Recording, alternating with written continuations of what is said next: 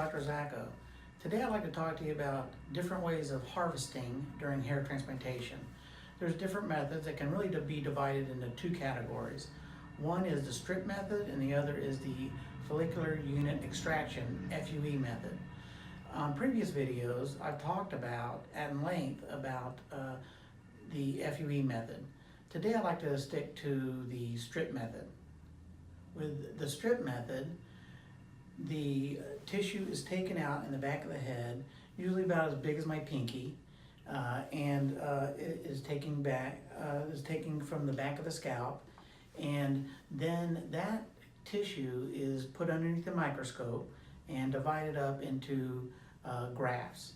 Now these grafts are divided into either single hairs or the same way they grow out of your head, and that is in follicular units. Or they can be cut into what's called linear multiple follicular units.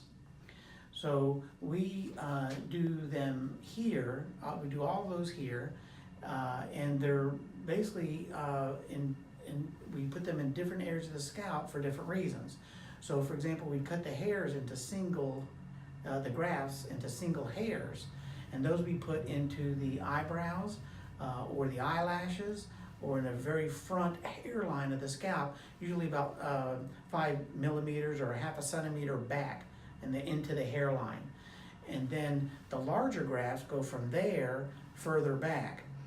And the multiple follicular unit grafts are great in that they're linear. They're not round and bulky like they used to be. They're thin, the same size as these small grafts in front, but linear, and those give you the density that you're looking for. If you were to transplant the entire scalp with single hairs, you probably wouldn't be happy with that because your scalp would be very whispery and thin. And it would look natural, but it would look like you're losing your hair. It looked like very thin and whispery. So the linear multiple follicular unit grafts are great in that you get the density that you're looking for.